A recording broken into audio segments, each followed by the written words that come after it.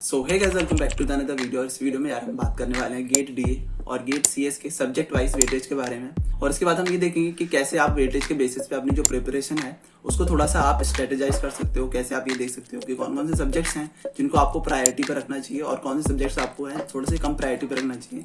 Basically ये चीज़ weightage का analysis आपको थोड़ा सा हेल्प करता है। अगर आपके पास थोड़ा सा टाइम कम है प्रिपरेशन के लिए तो वहाँ पे से आपको काफ़ी ज़्यादा हेल्प मिलेगी कि आपको कौन कौन सी चीज़ें, कौन कौन से टॉपिक्स और कौन कौन से सब्जेक्ट्स पे ज़्यादा फोकस करना चाहिए अपनी प्रिपरेशन के टाइम पर। तो इन्हीं चीज़ों के बारे में हम इस वीडियो में बात करेंगे। तो स्टार्ट करते हैं, but before I start hit the like button, subscribe the channel and let's get started. तो सबसे पहले हम बात करेंगे गेट सीएस के सब्जेक्ट वाइज वेटेज के बारे में। तो सबसे पहले अगर हम बात करें मैथमेटिक्स की तो यहाँ पर इंजीनियरिंग मैथ्स और डिस्क्रीट मैथ्स को मिलाकर टोटल 12 से 13 नंबर का आता है। ये नंबर कई बार 14, 15 या 16 तक भी चला जाता है। मतलब इंजीनियरिंग और डिस्क्रीट मैथमेटिक्स मिला के कई बार 16 नंबर तक का भी आ जाता है। इसके अलावा यहाँ पर नेक्स्ट आता है आपका एप्टीट्यूड। सिर्फ एप्टीट्यूड एक ऐसा सब्जेक्ट है गेट सीएससी के अंदर जिसका जो वेटेज है वो फिक्स रहता है। मतलब एप्टीट्यूड को गेट की जो कम्युनिटी है उसने फिक्स कर रखा है कि वो 15 मार्क्स का ही आएगा। बाकी जितने भी आपके सब्जेक्ट्स हैं एप्टीट्यूड को छोड़ के उनका वेटेज कम ज्यादा होता रहता है हर साल। ठीक है, इसके बाद नेक्स्ट आता है आपका डेटा स्ट्रक्चर्स एंड प्रोग्रामिंग, मतलब सी प्रोग्रामिंग और आपका जो डेटा स्ट्रक्चर्स है वो। तो इसका जो वेटेज है वो 11 से 13 नंबर के बीच में रहता है। कभी ये 14 नंबर हो जाता है, कभी 10 नंबर हो जाता है। तो इस तरीके से ये वेरी करता रहता है, लेकिन जो एवरेज है वो इसका 11 से 13 नंबर के आसपास जो है सी प्रोग्रामिंग और डेटा स्ट्रक्चर्स आपका आ रहा होता है गेट के अंदर। इसके बाद आता है आपका एल्गोरिदम, 4 से 5 नंबर के आसपास आता है, 6 नंबर के आसपास। कभी कभार थोड़ा सा ज्यादा वेटेज होता है तो 7 नंबर तक भी ये पहुंच जाता है। इसके बाद आता है आपका डिजिटल लॉजिक। इसका वेटेज सबसे कम रहता है पूरे सभी सब्जेक्ट्स के अंदर, 4 से 6, 5 इस तरीके से आता है। कभी कभी 3 नंबर के या फिर 2 नंबर तक भी ये सब्जेक्ट्स पहुंच जाता है गेट एग्जाम के अंदर। आप प्रीवियस ईयर्स में देखोगे तो ये काफी बार 2 या 3 नंबर का भी आया है सिर्फ। ठीक है, तो इसका वेटेज कंपेरेटिवली बाकी सब्जेक्ट्स के कंपेरिजन में सबसे कम रहता है। ठीक है, इसके बाद नेक्स्ट आता है आपका कंप्यूटर ऑर्गेनाइजेशन एंड आर्किटेक्चर। ये एक ऐसा सब्जेक्ट है जो थोड़ा लेंथी सब्जेक्ट है, बट इसका वेटेज काफी ज्यादा हाई रहता है बाकी और सब्जेक्ट के कंपैरिजन में। ये सब्जेक्ट जब आप पढ़ोगे तो बहुत ज्यादा डिफिकल्ट नहीं है, थोड़ा सा लेंथी आपको जरूर लगेगा ये, बट आप काफी सारे नंबर इससे जो है ग्रैब कर सकते हो गेट एग्जाम के अंदर। नेक्स्ट आता है theory of competition. Lengthy subject है ये और कंपाइलर डिजाइन दोनों ही काफी सिमिलर सब्जेक्ट है। अगर आप टीओसी अच्छे से पढ़ लेते हो तो कंपाइलर डिजाइन में आपको काफी जो है ईजी लगती है चीजें। ठीक है, तो जो टीओसी है थ्योरी ऑफ कंपटीशन उसका वेटेज हो जाता है आपका 7 से 9 मार्क्स के आसपास। और जो कंपाइलर डिजाइन है उसका भी काफी कम वेटेज रहता है डिजिटल लॉजिक की तरह, तो उसका भी 3 से 5 या फिर 6 नंबर के आसपास इसका वेटेज रहता है। और टीओसी का वेटेज रहता है 7 से 9 के आसपास। ठीक है, इसके बाद नेक्स्ट आता है आपका DBMS database and management system. इसका भी वेटेज जो है ठीक ठाक रहता है, 4 से 7 नंबर के बीच में, कभी 6 नंबर 7 नंबर इस तरीके से इसका वेटेज रहता है। टीओसी के आसपास इसका वेटेज जनरली रहता है गेट एग्जाम के अंदर। इसके बाद नेक्स्ट आता है आपका ऑपरेटिंग सिस्टम। इसका भी जो वेटेज है थोड़ा सा ज्यादा रहता है बाकी सब्जेक्ट्स के कंपैरिजन में।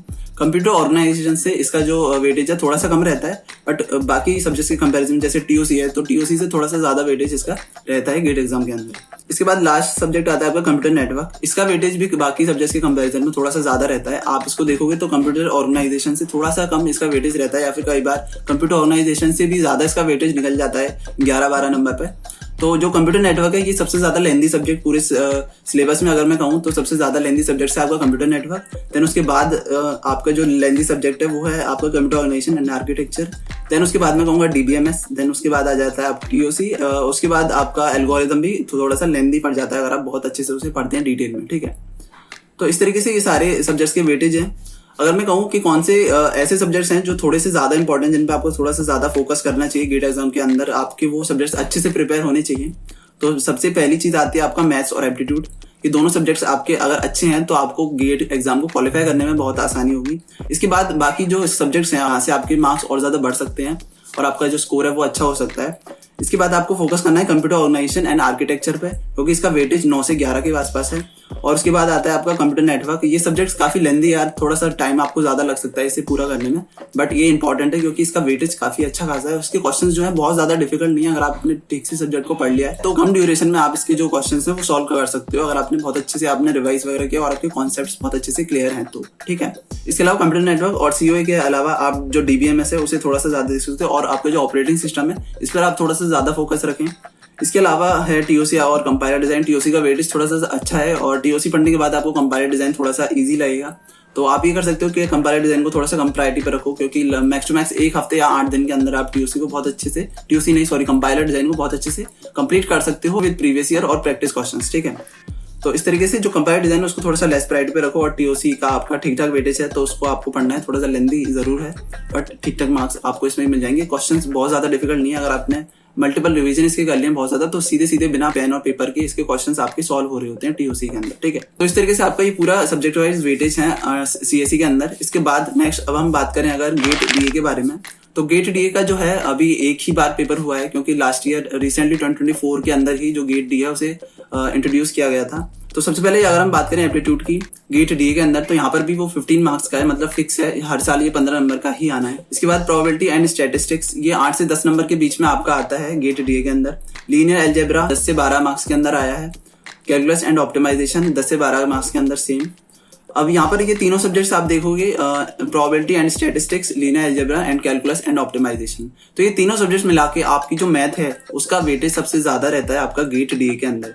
यहाँ पर आप देखोगे 10, 20, 28 से लेके 34, मतलब 28 से लेके 34 मार्क्स के बीच में आपका जो है मैथमेटिक्स आया है गेट 2024 के अंदर। मतलब मैथ्स का वेटेज सबसे ज्यादा आपका रहता है गेट डीए की बात करें जब हम, तो यहाँ पर आप देखोगे मैथ्स और एप्टीट्यूड मिला के आपके 45 मार्क्स हो जाते हैं गेट डीए के अंदर। मतलब अगर आप ये दो सब्जेक्ट बहुत अच्छे से कर लिए हैं और आपका मैथ्स थोड़ा अच्छा है तो यहाँ पर आप इन दो सब्जेक्ट्स को कंप्लीट करके इजीली जो गेट एग्जाम है उसे क्रैक कर सकते हैं सिर्फ इन दो सब्जेक्ट्स की मदद से, मैथ्स और आपका एप्टीट्यूड। इसके बाद आता है आपका programming, data structures and algorithm. इन तीनों सब्जेक्ट्स को मिला के पूरा 12 से 15 नंबर का आता है गेट डीए के अंदर।